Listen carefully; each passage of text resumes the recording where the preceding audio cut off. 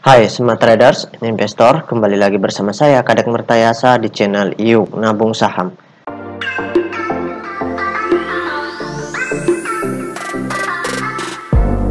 Nah, di episode kali ini kita akan membahas salah satu perusahaan yang di-request oleh Mas Abdul. Kode sahamnya BEL, nama perusahaannya yaitu PT Trisula Tekstil Industri Tbk. Oke, untuk mempersingkat waktu langsung saja kita cek datanya di aplikasi iPod. Nah, selanjutnya di sini kita ganti kode sahamnya BEL. Kemudian kita enter.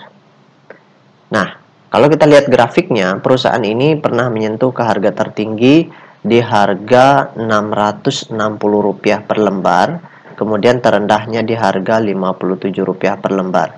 Nah, sekarang kita ingin lihat apa yang dilakukan oleh investor besarnya, ya, jika ada, selama sebulan terakhir. Seperti itu.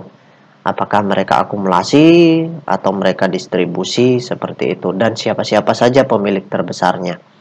Oke, sekarang kita cek data broker summary-nya dulu untuk melihat aktivitas dari investor besarnya. Nah, di sini kita klik kolom Broksum. Nah, selanjutnya kita ganti kode sahamnya BEL. Kemudian kita ganti tanggalnya di sini dari tanggal, kita ambil sebulan terakhir tanggal 3 ya. 3 Oktober. Berarti di sini 10 ya. Oke, kemudian kita enter. Nah, berdasarkan data transaksi atau data broker summary, kalau kita hitung total lot yang dibeli dengan total lot yang dijual secara keseluruhan dengan menggunakan tools tambahan yaitu Detektor, maka dapat ditarik kesimpulan bahwasanya selama sebulan lebih terakhir ini, ya, itu investor besarnya melakukan aksi big distribusi. Jadi di sini investor besarnya distribusi sehingga harganya terus turun. Bahkan kalau kita lihat sepanjang penurunan ini, investor besarnya sudah banyak sekali melakukan aksi penjualan seperti itu. Dan di sini banyak sekali investor retail yang nyangkut seperti itu.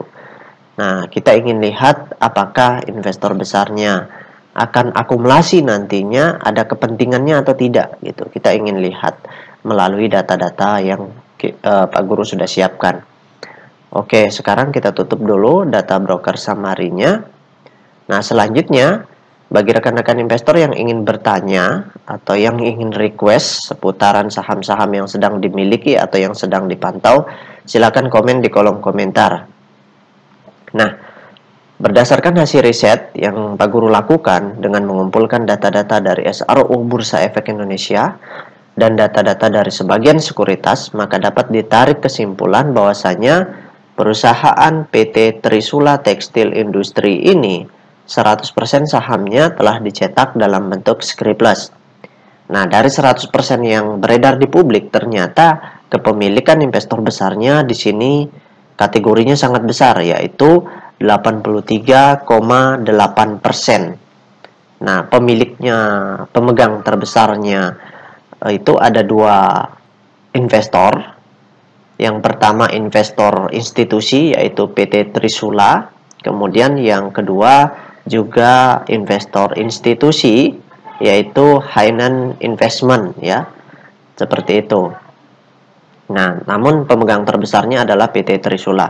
Nah, jadi kita berpatokan ke mereka berdua. Kalau mereka membeli kembali di harga bawah, berarti potensi harga sahamnya naik itu sangat besar. Walaupun mereka tidak membeli juga, karena mereka yang menguasai supply, jadi ada potensi besar sekali harga sahamnya akan naik. Nah, cuman kalau Pak Guru ditanya kapan harganya akan naik, itu tergantung dari mereka. Kapan mereka akan mengakumulasi, kapan mereka akan markup, seperti itu. Nah, itu tergantung kebebasan mereka. Kita sebagai investor retail hanya menggunakan data ini. Melalui data ini kita bisa yakin bahwasanya suatu saat nanti harga sahamnya akan naik kembali, seperti itu. Karena kepentingan mereka masih sangat besar dengan porsi kepemilikan yang besar itu. Jadi dana mereka masih tertanam dalam bentuk sertifikat di sini. Jadi tidak mungkin harga sahamnya akan dibiarkan selamanya turun terus bahkan mentok di 50 seperti itu. Tidur seperti itu, dibiarkan tanpa ada aksi markup, tidak mungkin itu terjadi karena mereka punya kepentingan. Nah, yang perlu informasi tambahan juga, average dari investor besarnya di saham ini itu di harga 134. Jadi rata-rata pembelian mereka di harga 134. Berarti masih tinggi ya. Seperti itu, masih ada di atas. Jadi mereka masih punya kepentingan. Kalau sekarang harganya 100-an, ini berapa? 116-an ya, kurang lebih. Kalau di sini 116-an berarti mereka masih istilahnya nyangkut seperti itu. Jadi mereka butuh untuk memborong kembali untuk bisa menurunkan rata-rata beli mereka sehingga harga sahamnya bisa diangkat dan mereka bisa untung besar nantinya, seperti itu. Nah, itu saja yang dapat Pak Guru sampaikan ya. Intinya yang nyangkut di sini, bersabarlah, suatu saat pasti harga sahamnya akan naik, seperti itu. Jadi kalau kita tidak bisa menganalisa data, ya kita harus punya kesabaran yang panjang seperti itu. Karena di bursa saham kita beradu kesabaran, beradu kepintaran, dan kita juga berkompetisi dalam segi jumlah dana yang kita punya seperti itu.